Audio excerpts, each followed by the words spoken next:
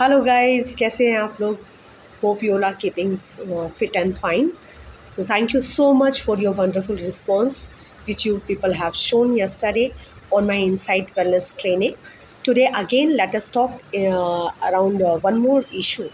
Yesterday what we have spoken, and I asked you the query and the questions about what is the psychological disorder which the sign and symptoms I discussed with you all, and you were supposed to be guessing it. So I will answering you that in the last of the session. First of all, let us start with something new today. So I have one more client.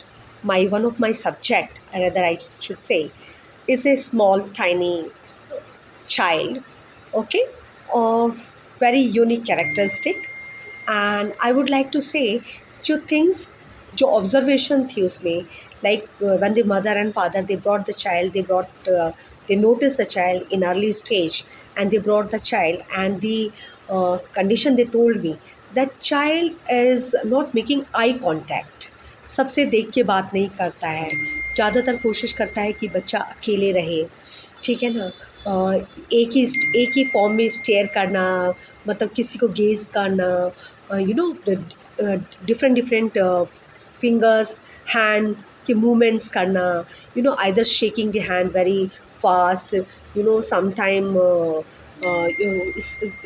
एक तरह से rotate करते रहना, एकदम stiffness हो जाना हाथ का, और अपने आप में रहना, दैट इज़ वन थिंग। फिर फिजिकल कांटेक्ट अवॉइड करने के साथ साथ इट वाज टोल्ड कि बच्चा जो है बहुत ज़्यादा सोशल नहीं है, वो इरिटेट फील करता है, जब किसी के साथ बहुत इरिटेटिंग फील करता है, और बहुत ज़्यादा जब उसको सोशली उसको नाम बुलाया जाता है, जैसे we all response, we are identities our name, so when we somebody calls us to we response with our name, so the child doesn't response immediately with the when child is being called with their name. Okay, then communication से related challenges में आ जाए तो बच्चे का speech जो है वो अभी डेवलप नहीं हुआ है, बच्चा ठीक से शब्दों को बोल नहीं पाता है, या फिर रिपीट करता है, या कहें कि रोबोटिक फॉर्म में बात करता है, जैसे रोबोटिक चीज़ों को बात करना, बहुत ही फ्लैट टॉक करना, किसी चीज़ से कोई मतलब, उसको किसी थर्ड पर्सन से कोई मतलब नहीं, वो अपनी बातों को ही बोलते रहना, या फिर अगर वो थोड़ा बहुत रिपीट भी कर रहा है तो फिर बातचीत शुरू करने में थोड़ा सा उसको डिफ़िकल्टी होती है। Most of the time they don't even speak properly, और they speak also तो they cannot coordinate the word together, मतलब वर्ड्स जो होते हैं उसको ठीक से कोऑर्डिनेट नहीं कर पाता। उसको किसी के साथ कांटेक्ट करके बात करना या अपनी बातों को रखना अच्छा नहीं लगता। उसके बाद फिर मूवमेंट्स मैंने जैसे बता दिए कि रिपीटेड बिहेवियर में उसके हाथों को हिलाना, बार बार उसको दो अजीब सी हरकतें करना, हाथों को घुमाना, झुलाते रहना, ठीक है ना।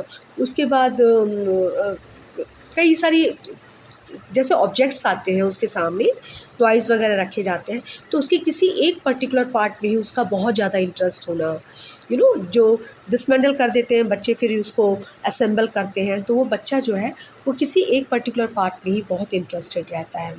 और खाने की चीज़ें जहाँ तक हो सकता है उसे इतना ज़्यादा मतलब वो ज़्यादा रिएक्टिव नहीं होता, he doesn't like much of this smell, and एक पर्टिकुलर फूड से उसकी कोई मतलब होता है ना लाइकिंग बच्चों की, वो नहीं है उसके अंदर। दैन उसके बाद the child has one more thing that either वो साउंड लाइट से बहुत ज़्यादा रिएक्ट करता है, या बिल्कुल भी उसको अटेंशन नहीं देता, ठीक है ना। इसके अलावा उसके पर्टिकुलर कपड़ों को लेकर भी वो बहुत हेजिटेट करता है। Every child is like that, but वो पर्टिकुलर जो है वो अपने कुछ कपड़ों को लेकर बहुत ही ज़्यादा पॉसेसिव होता है। वो कुछ पर्टिकुलर कपड़ों को ही पहनता है, कुछ कपड़ों को आप बहुत कोशिश कर लें वो बहुत जल्दी उसका मूड स्विंग होता है, वो ईज़िली जो है अनकंट्रोल्ड हो जाती है उसकी सिचुएशन। कुछ पर्टिकुलर स्मेल से बच्चे को बहुत ज़्यादा एफिनिटी होती है, बहुत ज़्यादा पसंद होता है। So this is one of my subject, aged 3 years, 3.5 you must say, and been brought by the parents who have observed this behavior when the child was 1 year old. They brought it considering कि थोड़ा delay है, सब कुछ milestone धीरे धीरे develop होंगे, and now they have brought the child to me. So this is the questions for you. So you have to diagnose finally what is the psychological disorder the child have, and we'll discuss in detail in the next sessions. And now the time comes for our last discussion which we had. So I would like to tell you that topic which we discussed was PPD. If you say PPD, the PPD stand for persistent paranoid disorder. So yesterday the content was about paranoid disorder, and today's content you have to guess and you have to let me. Till then, thank you, and thank you so much for watching me, for listening me. And if you like it, so please like, share and subscribe my channel. Thank you. Bye.